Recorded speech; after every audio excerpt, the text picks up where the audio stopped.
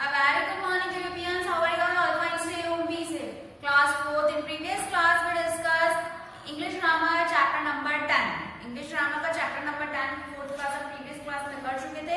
Now class 4 today we start a new chapter. Chapter number 11 of English grammar. English grammar का हम chapter number 11 करेंगे. So all of you listen this video carefully till then. मैं आपको request कर रही हूँ please ये वाला chapter आपको end तक सुनना है. ठीक है?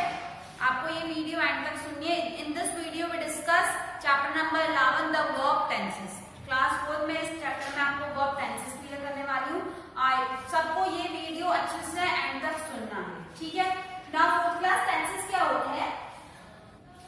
The tenses of verb shows the time of an action और इवेंट. टेंसेस ये बताता है कि जो एक्शन था, जो इवेंट था, वो कब हुआ था, किस समय हुआ था. ठीक है?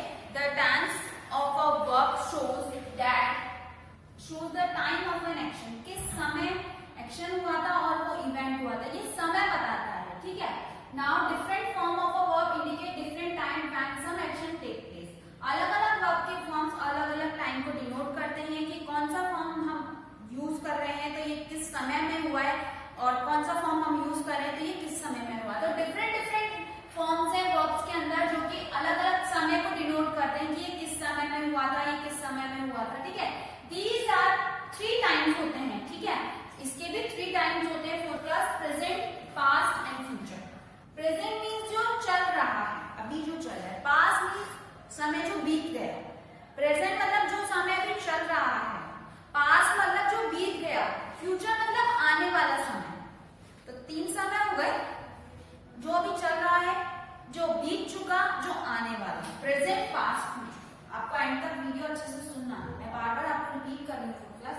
ना ये जो दीज टेंस हैज 4 फॉर्म. ये जो टेंस है प्रेजेंट, पास्ट और फ्यूचर, इसके 4 फॉर्म्स हैं. हर एक फॉर्म के, चाहे प्रेजेंट हो, चाहे पास्ट हो, चाहे फ्यूचर हो, इसको 4 फॉर्म्स में इंडिकेट किया हुआ है. First indefinite tense. First tense कौन सा है? Indefinite. Second continuous.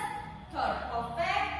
Fourth perfect continuous. तो हर एक प्रेजेंट, पास्ट, फ्यूचर के 4 फॉर्म दिए हैं.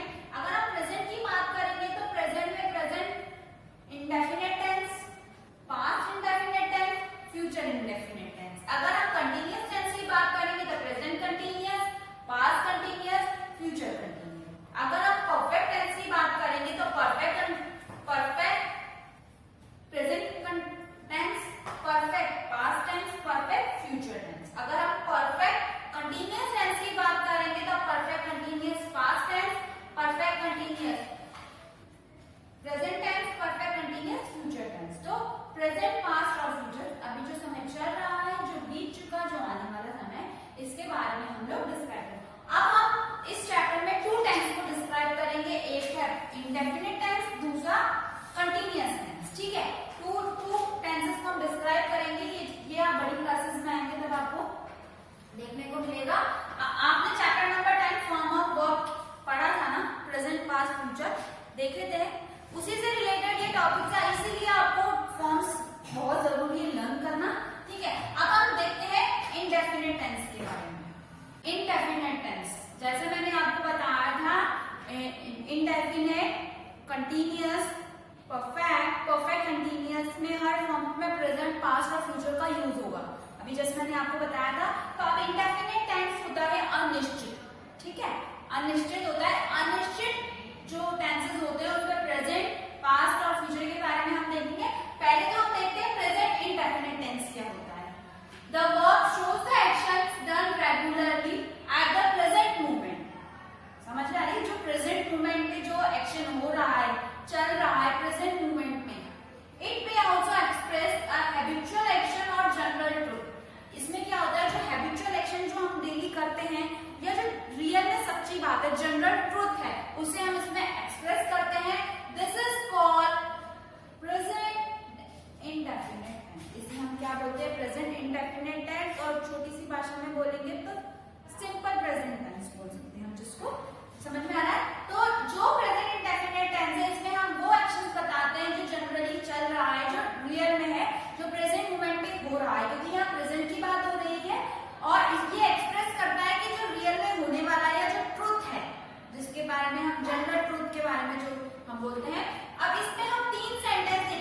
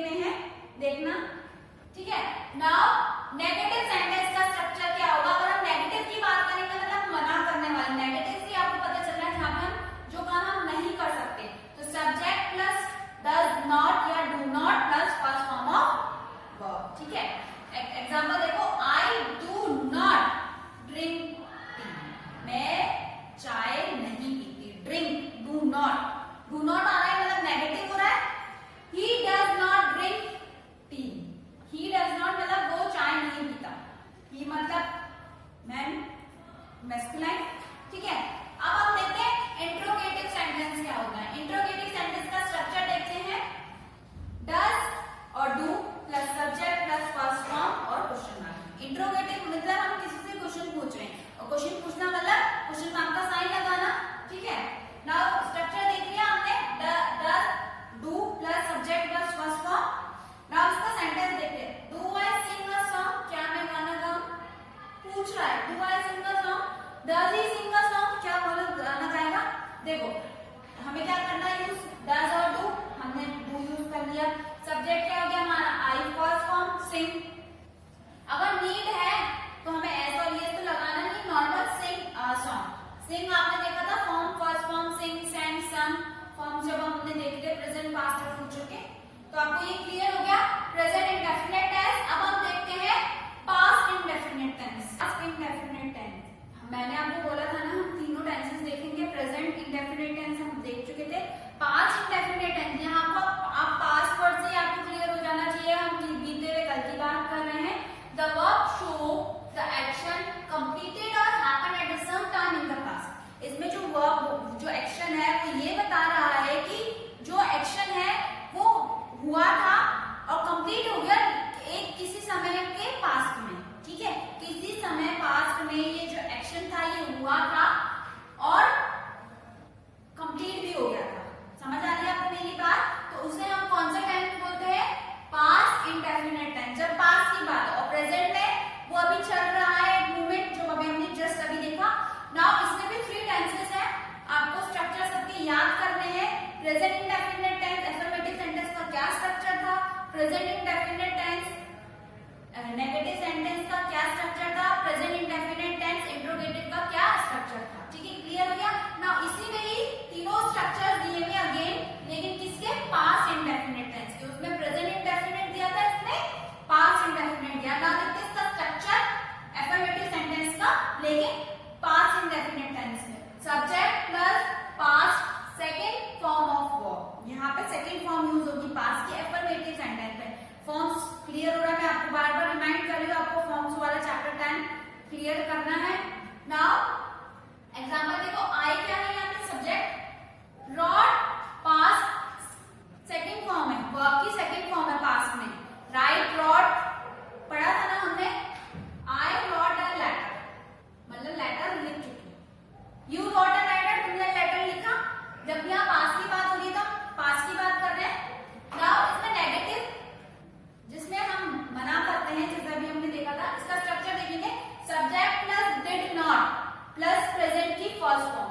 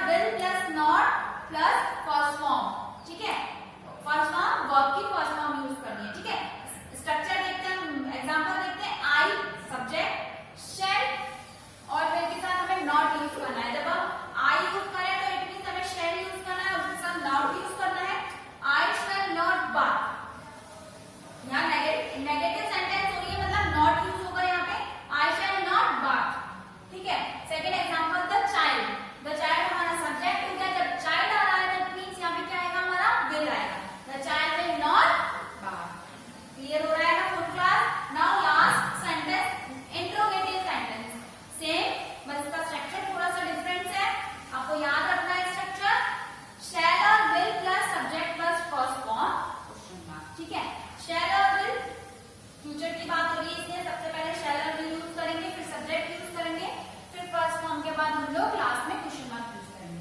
तो शैल है वो आई है इसलिए शैल यूज होगा, अगर आई नहीं है, ही है, दे है, तो हम क्या यूज करेंगे, विल यूज करेंगे। शैल है वो विल दे वॉक, दे है तो क्या यूज हो रहा है, विल। आई नहीं है, अगर यहाँ आई होता और वी होता तो हम क्या यूज करते, फुल क्लास शैल यूज करते। तो आज की टॉपिक में, आज की क्लास में मैंने आपको टेंसेस के बारे में फर्स्ट टेंस क्लियर किया है, इंडेफिनिट टेंस, ठीक है। जैसा मैंने आपको बोला था स्टार्टिंग में कि इस चैप्टर में हम दो टेंसेस देखेंगे, indefinite tense and continuous tense. आज की क्लास में मैंने आपको indefinite tense, present, past, future clear किया है, ठीक है। नेक्स्ट पार्ट में मैं आपको कंटीन्यूअस टेंस के सेम प्रेजेंट, पास्ट और फ्यूचर क्लियर करूंगी। So all of you listen this video carefully. ये वाला पार्ट आपको अच्छे से सुनना है तो आपको इंडेफिनिट टेंस क्लियर होगा। नेक्स्ट पार्ट में मैं आपको कंटीन्यूअस टेंस क्लियर करने वाली हूँ। आई होप सबको ये वीडियो एंड तक सुननी है और समझनी है और सब सुनेंगे, ठीक है, तभी आपको ये टेंसेस क्लियर होगा। नेक्स्ट पार्ट में मैं आपको कंटीन्यूअस टेंस के बारे में डिस्कस करूंगी। Till that bye students, stay home, be safe, listen this video carefully till the end, read chapter